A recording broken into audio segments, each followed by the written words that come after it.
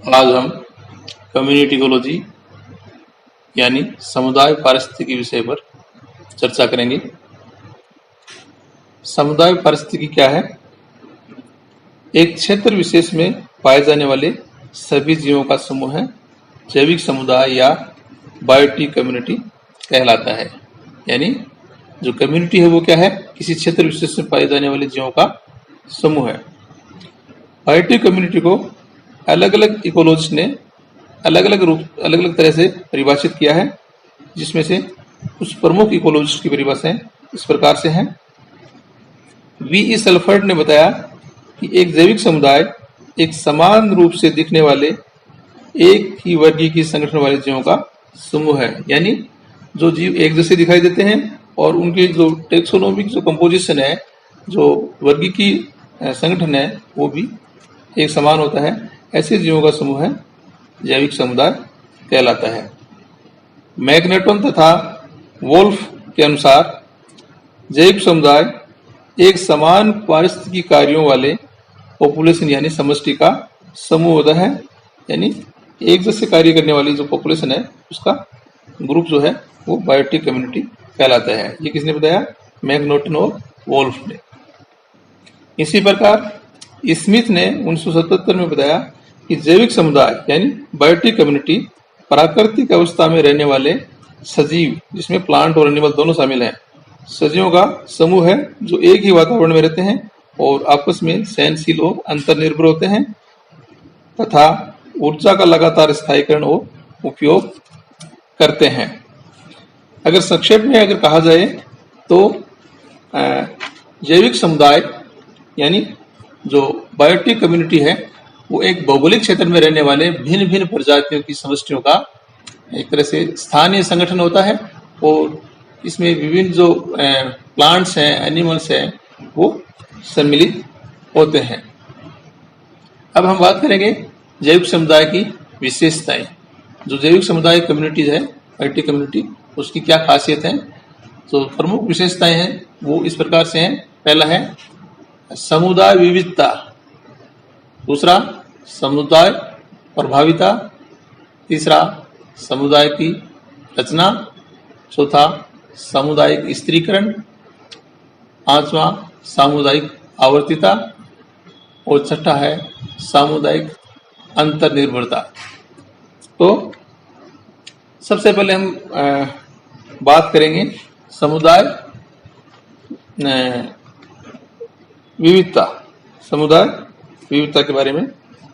तो विविधता सबसे जैसे कि समझ में आ रहा है कि एक जैविक समुदाय में अलग अलग वर्गीय समूह के जो एनिमल्स हैं वो पाए जाते हैं और जो विभिन्न जो प्रजातियां हैं उनकी संख्या और जो उनका वितरण है वो भी अलग अलग होता है, भिन्न होता है।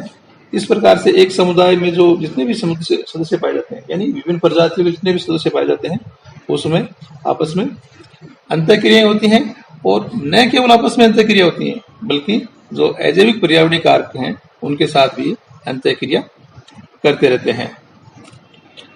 दूसरी जो विशेषता समुदाय की, समुदाय प्रभाविता, यानी समुदाय में बहुत सी प्रजातियां पाई जाती हैं, बहुत से जीव पाए जाते हैं और वो जो जीव प्रजातियां हैं उसमें से कुछ प्रजातियां जो है प्रभावी होती हैं।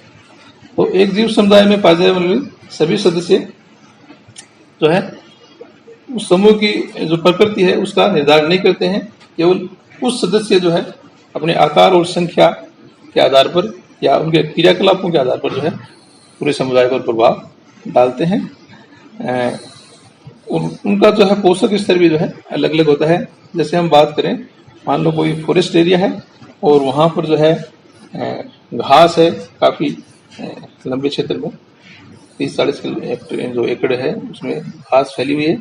इसके अलावा उसमें कुछ जो है मवेशी केटल्स भी हैं वहां पर, इसके अलावा कुछ ट्रीज भी हैं वहां पर और बर्ड्स भी हैं, मैमल्स भी हैं। तो यहाँ पर जो है हम देखते हैं कि जो उत्पादक है, प्रोड्यूसर है, जो कि घास या जो ट्री जिसको शामिल करेंगे, ये प्रोड्यूसर जो है ये इनमें घास जो है वो ज्यादा है, वो घास प्रभावी है, जबकि उपभोक्ता में जो मवेशी हैं वो यहाँ पर प्रभावी हैं। हालांकि बहुत से सदस्य और भी हैं वहां पर, लेकिन जो है इनका जो प्रभाव है वो ज्यादा महत्वपूर्ण है। इसी तरह से हम बात करें समुदाय की रचना, स्ट्रक्चर ऑफ कम्युनिटी, तो कोई भी जो जैविक समुदाय है यानी जो सजीवों का समूह है उसमें कई महत्वपूर्ण घटक होते हैं, जैसे उत्पादक, उपभोक्ता इत्यादि। अगर मान लो हम उत्पादक की बात करें तो उत्पादक जो है, ये प्रोड्यूसर जो है, ये ऑटोट्रोप्स होते हैं, स्वयं पोषी होते हैं और अपने भोजन का संश्लेषण स्वयं करते हैं। जैसे फाइटोप्लैंक्टन यानी ये छोटे प्लावक होते हैं, प्लांट्स होते हैं जो तैरने वाले जल में, और दूसरे जो है जड़ युक्त यानी रूटेड प्लांट्स होते हैं, जो अपन देखते हैं कि जो समुदाय है इनमें इनकी संख्या भी सर्वाधिक होती है, बहुत ज्यादा होती है। इस तरह से उस जैविक समुदाय में प्रोड्यूसर के अलावा कंज्यूमर भी होते हैं, और कंज्यूमर्स को हम क्या कह सकते हैं, हेटेरोट्रोफिक एनिमल्स भी कह सकते हैं।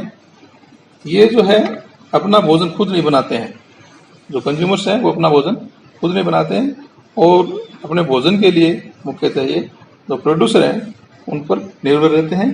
और फिर जो है आगे भी हम इनको खाद्य ग्रहण के आधार पर जो है ये जो कंज्यूमर्स हैं इनको अलग अलग श्रेणियों में बांट सकते हैं। जैसे कुछ जो है कंज्यूमर ऐसे होते हैं जो कि जो प्राइमरी कंज्यूमर्स भी जिनको कह सकते हैं, जो प्लांट्स पर निर्भर रहते हैं, ये कहलाते हैं हर्बीवोर्स, शाकाहारी। जैसे मान लो हेयर की बात करें, खर्रे की बात करें, तो वो कहते हैं घास को खाता है, तो घास को खाने वाला ये क्या हो गया, प्राइमरी कंज्यूमर। इसी तरह से कुछ दूसरे जीव ऐसे हैं जो मान लो खरों को खा गए, तो वो क्या हो गए, सेकेंडरी कंज्यूमर, तो ये कहलाएंगे मांसाहारी या द्वितीयक उपभोक्ता। और ये जो है प्राथमिक जो उपभोक्ता है उस पर निर्भर रहते हैं।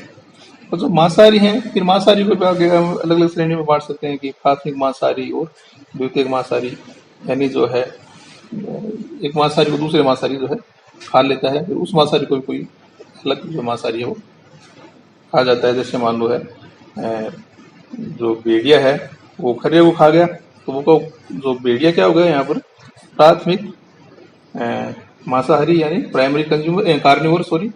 और मान लो भेड़िया है, उसको अगर लोयन ने मार दिया या उसको खा जाता है वो, तो वो क्या हो गया, सेकेंडरी कार्निवोर्स। इसी तरह से कुछ जंतु जो है सर्वाहारी होते हैं। सर्वाहारी का मतलब ये जो है प्लांट्स और एनिमल्स दोनों को ही भोजन के रूप में ग्रहण कर लेते हैं। और जैसे मान लो अपन बात करें कि चूहे की बात करें, ये ऐसे जंतु होते हैं जो प्लांट्स को भी खाते हैं और एनिमल्स को भी। इसी तरह से मनुष्य जो है वो ओमनिवोर्स है, सर्वाहारी, सर्वविदित है। मनुष्य जो है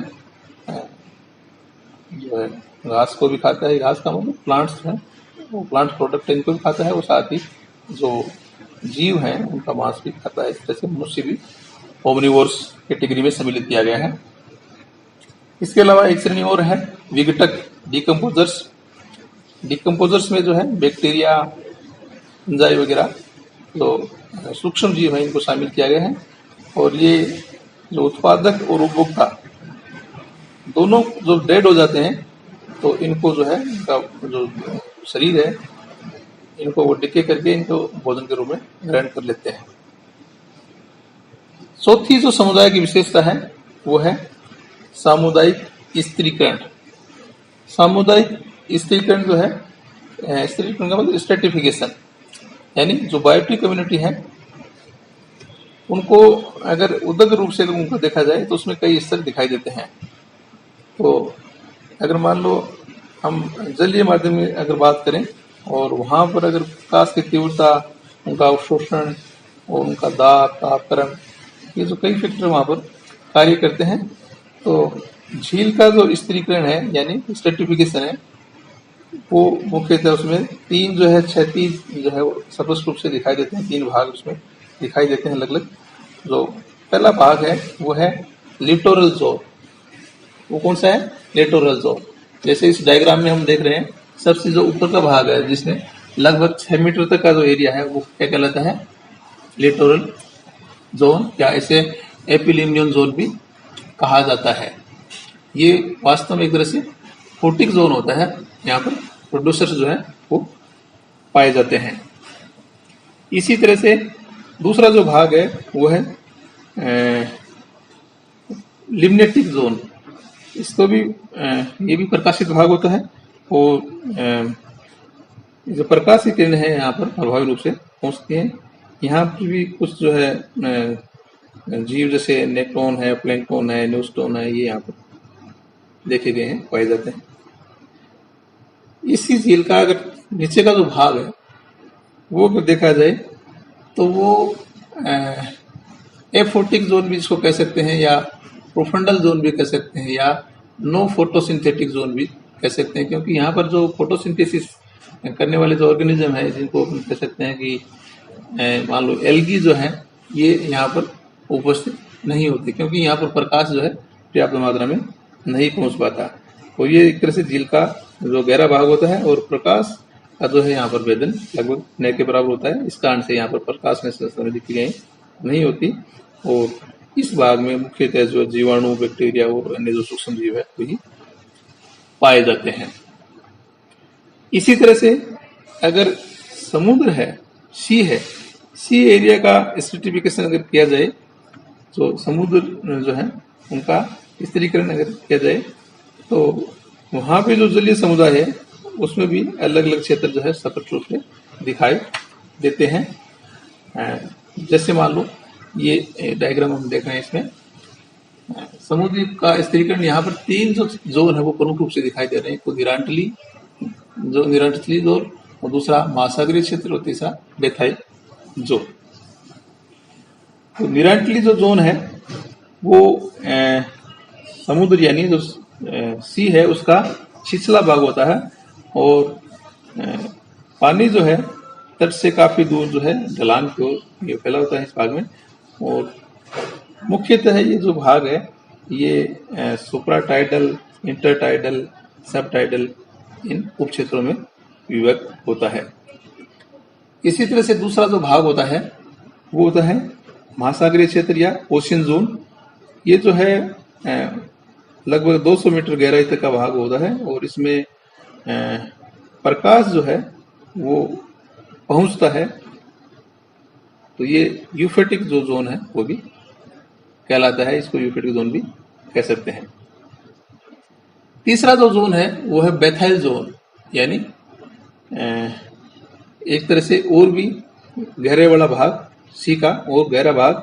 और इस क्षेत्र में जो है प्रकाश नहीं पहुंच पाता, इस कारण से प्रकाश वेदन से भाग दूर होता है, और सतह से यानी जो सी लेवल है वहां से ये लगभग 1000 मीटर तक फैला होता है, और जो है ढलान क्षेत्र होता है। इसके अलावा एक क्षेत्र और है जिसके बारे में चर्चा मैंने की, वो है वितलीय क्षेत्र या एबाइजल जोन। ये इन सबसे नीचे का भाग होता है, जो है वो भी गहरा भाग होता है, एबाइजल जोन। अब हम करेंगे पांचवी जो विशेषता है समुदाय की, वो है सामुदायिक आवर्तता यानी कम्युनिटी पीरियडिसिटी।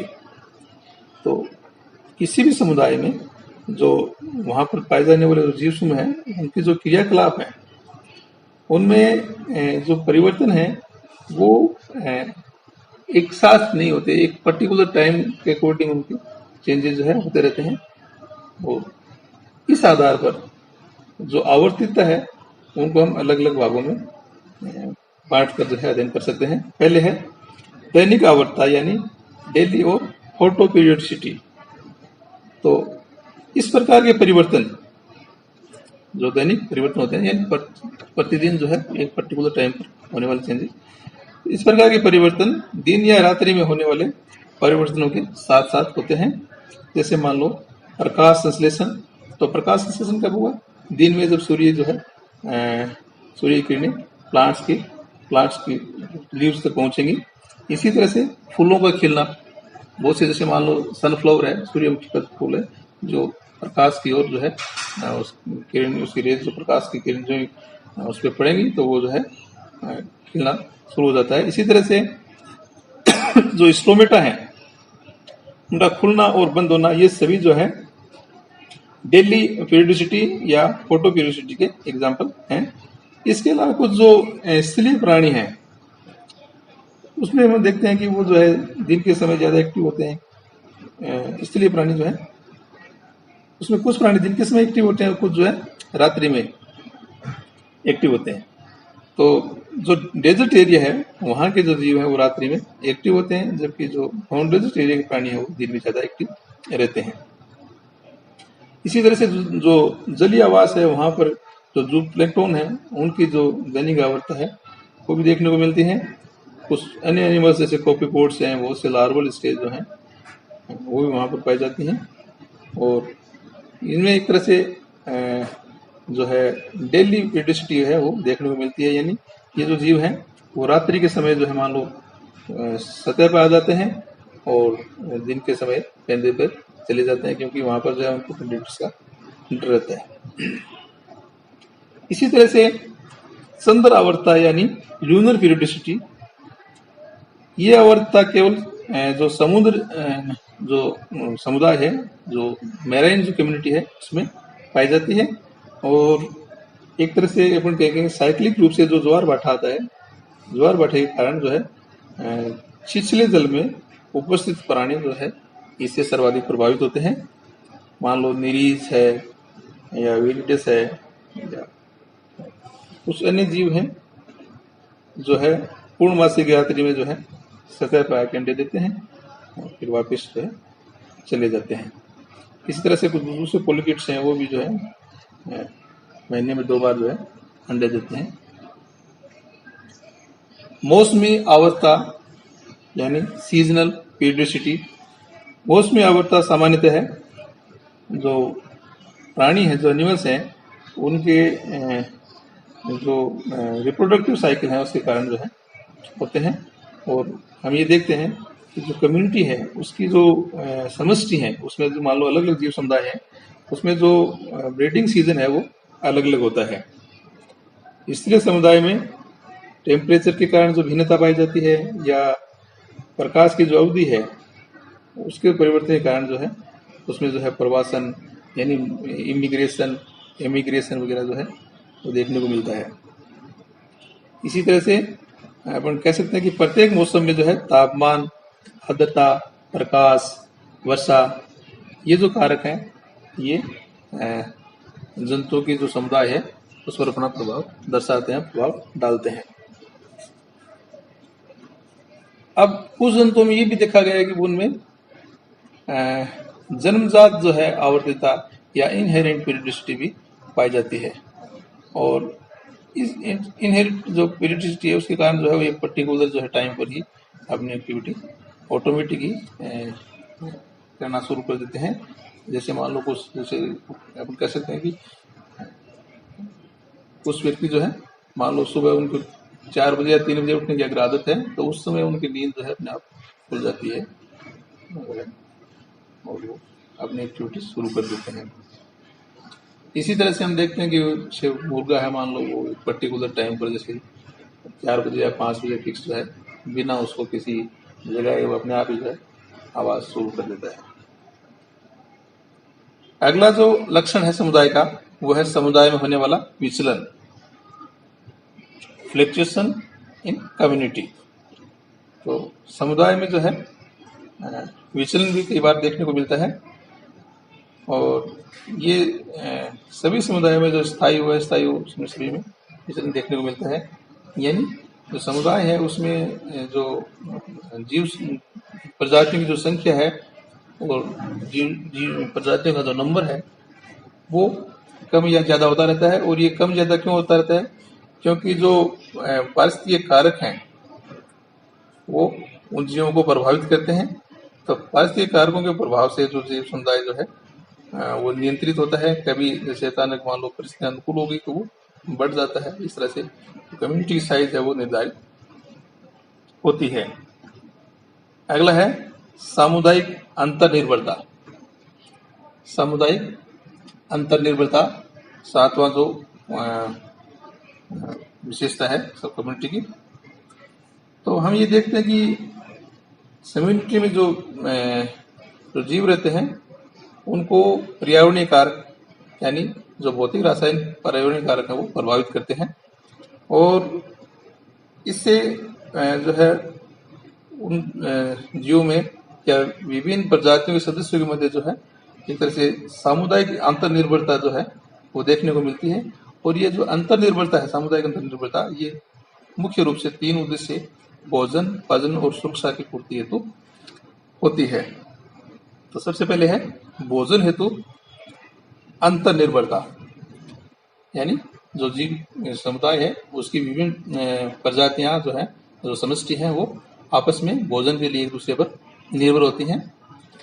तो एक जो स्थायी समुदाय है उसमें ऑटोट्रोप्स हैं, वो भोजन बनाते हैं। इसके अलावा जो है ये जो मांसाहारी हैं या शाकाहारी जो प्राणी हैं वो इसको ग्रहण करते हैं। मतलब ये है कि जो ऑटोट्रोप्स हैं, स्वयंपोषी जो है, वो अपना भोजन बनाते हैं और इनको भोजन को हर्बीवोर्स जो है भोजन के रूप में ग्रहण करता है, फिर हर्बीवोर्स को जो है कार्निवोर्स भोजन के रूप में ग्रहण करता है।